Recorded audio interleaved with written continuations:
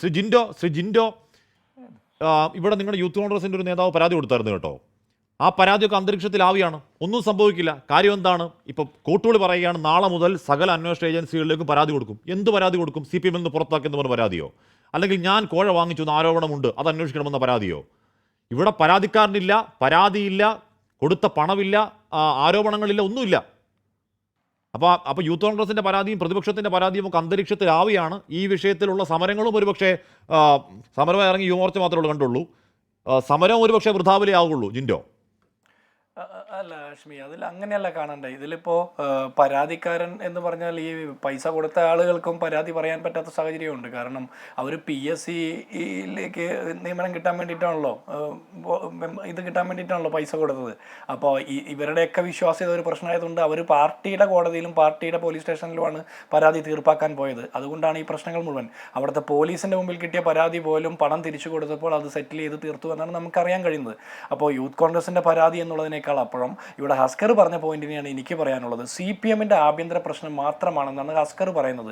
ഞാൻ പറയുന്നത് CPMൻ്റെ ആഭ്യന്തര പ്രശ്നം മാത്രമല്ല, ഇത് കേരളത്തിലെ മുഴുവൻ ആളുകളുടെ ഒരു പ്രശ്നമാണ്. കാരണം PSC പോലെ ഒരു ഭരണഘടനാ സ്ഥാപനത്തിൻ്റെ വിശ്വാസ്യത ചോദ്യം ചെയ്യപ്പെടുന്ന ഒരു കാലഘട്ടത്തിൽ PSC കോപ്പിയടി ഉൾപ്പെടെയുള്ള വിഷയങ്ങൾ ഇതിനു മുമ്പും വന്നിട്ടുണ്ട്. CPMുമായി ബന്ധപ്പെട്ട വലിയ ആരോപണങ്ങൾ വന്നിട്ടുണ്ട്. ആ കാലഘട്ടത്തിലാണ് ഇവിടെ PSC നിയമനവുമായി ബന്ധപ്പെട്ട വിഷയമൊക്കെ വരുമ്പോൾ അതിൻ്റെ വിശ്വാസ്യത ചോദ്യം ചെയ്യപ്പെടുന്ന ഒരു സാഹചര്യം ഉണ്ടാകുന്നത്. അവിടെ പണം തിരിച്ചു കൊടുത്തു, കട്ട മുതൽ തിരിച്ചു കൊടുത്തു, ഞങ്ങൾ വിശ്വാസ്യത കാത്തു എന്ന് പറഞ്ഞാൽ പൊതുജനങ്ങൾ അത് അംഗീകരിക്കണമെന്നില്ല. ഒന്നാമത്തെ കാര്യം. രണ്ട്, നിങ്ങളുടെ പാർട്ടിയുടെ പോലീസ് സ്റ്റേഷനും കോടതിയും മാത്രം തീരുമാനിച്ചാൽ പോരാ. ഇന്ത്യ മഹാരാജ്യത്തെ ഇവിടുത്തെ നിയമ സംവിധാനങ്ങൾ അനുസരിച്ചിട്ടുള്ള നിയമങ്ങളും മറ്റു പരിപാടികളുമായിട്ട് നിങ്ങൾ അതിനും വിധേയപ്പെടണമല്ലോ. നിങ്ങൾക്ക് മാർക്സിസ്റ്റുകാർക്ക് ഈ രാജ്യത്തെ നിയമങ്ങളെ വിധേയപ്പെടാൻ പാടില്ല എന്ന് വല്ലതുണ്ടോ? അടുത്തത് നിങ്ങൾ പറയുന്നത് ഇത് ആഭ്യന്തര പ്രശ്നം മാത്രമാണ്, ആരെയും ബോധിപ്പിക്കേണ്ടതാണ്. ഈ ബക്കറ്റ് പിരിവ് നടത്തിക്കൊണ്ട് പാർട്ടി പ്രവർത്തനം നടത്തുന്നു എന്ന് അഭിമാനിക്കുന്ന ഈ പാർട്ടിയുടെ നേതാക്കന്മാർക്ക് തങ്ങളുടെ പാർട്ടിയിലെ ഒരു നേതാവിനെ എന്തിൻ്റെ പേരിലാണ് പുറത്താക്കിയതെന്ന് പറയാനുള്ള ബാധ്യതയുണ്ട്.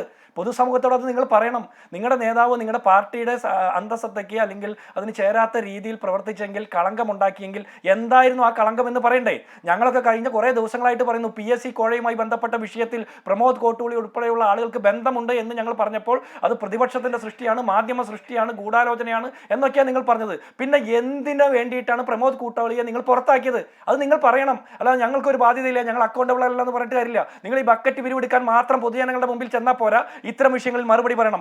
മാത്രമല്ല, ഇന്ന് പ്രമോദ് കോട്ടൂളി നടത്തിയ സമരം അത് CPMനെയും പരാതിക്കാരനെയും ഒരേ സമയം ഭീഷണിപ്പെടുത്തുന്നതാണ്. പ്രമോദ് കോട്ടൂളി പറഞ്ഞത് എന്താ? എനിക്ക് എൻ്റെ കുറ്റങ്ങൾ, എനിക്കെതിരെടുത്ത നടപടി ഞാൻ മനസ്സിലാക്കി, ആ കുറ്റങ്ങൾ എന്താണെന്ന് കൂടി പറയാൻ ജില്ലാ സെക്രട്ടറിക്ക് എന്താ പറ്റാത്തത്? ജില്ലാ സെക്രട്ടറി എന്തുകൊണ്ടാണ് പേടിക്കുന്നത്? പ്രമോദ് കോട്ടൂളിയെ പോലെ ഒരാൾ അത്തരം ചോദ്യം ചോദിക്കുമ്പോൾ എന്തുകൊണ്ടാണ് മറുപടി പറയാത്തത്? മാത്രമല്ല, ഇതിന് സമാനമായ സാഹചര്യം 2 ആഴ്ച മുമ്പ് നമ്മൾ കണ്ടില്ലേ? മനു തോമസ് പാർട്ടിയിൽ നിന്ന് പുറത്തേക്ക് പോകുന്നു. ഇന്ത്യയിലെ ഏറ്റവും കൂടുതൽ പാർട്ടി മെമ്പർമാരുള്ള കണ്ണൂർ ജില്ലയിൽ കണ്ണൂരിലെ ജില്ലാ കമ്മിറ്റി അംഗമായിട്ടുള്ള മനു തോമസ്, SFIയിൽ തുടങ്ങി ജില്ലാ കമ്മിറ്റി അംഗന്മാരായിട്ടുള്ള മനു തോമസ് പാർട്ടിക്ക് പുറത്തു പോയതിനു ശേഷം പറയുകയാണ്, വെല്ലുവിളിക്കാണ് പാർട്ടി നേതാക്കന്മാരെ. തിരിച്ചൊരു മറുപടി പറയാൻ ആർജവമുള്ള ഒരു മാർക്സിസ്റ്റുകാരൻ ആ പാർട്ടിയിലുണ്ടോ? നിങ്ങൾ എന്താ പറയുന്നത്? നിങ്ങൾ പൊതുജനങ്ങൾ നിങ്ങൾ പറയുന്ന മുഴുവൻ മണ്ടത്തരം കേട്ട് വിശ്വസിക്കണമെന്നോ? നിങ്ങളുടെ പാർട്ടിയിലുള്ള ആളുകൾ പറയുന്നത് കേട്ട് മുഴുവൻ പാർട്ടി അംഗങ്ങളും വിശ്വസിക്കണമെന്ന് നിങ്ങൾക്ക് പറയാം. പക്ഷേ പൊതുജനങ്ങൾ അത് വിശ്വസിക്കണമെന്ന് നിർബന്ധം പിടിക്കരുത് ഹസ്കറെ.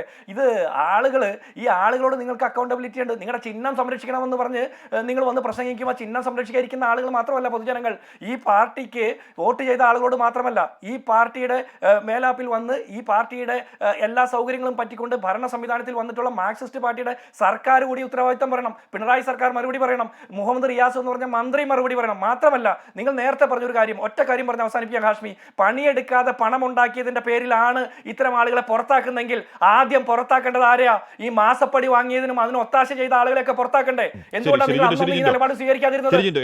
എന്തായാലും ഇതെല്ലാം പാർട്ടിക്കാരെ മാത്രമാണ്, പാർട്ടിയുടെ ഇരുമ്പ് ചട്ടക്കൂടിനകത്ത് പുറത്തേക്ക് പോകരുതാത്ത രഹസ്യമാണ് എന്നൊക്കെയുള്ള കൺസെപ്റ്റുകളെ ജനം തള്ളിക്കളഞ്ഞതാണ്. അത് പാർട്ടി തന്നെ വിലയിരുത്തിയതാണ്.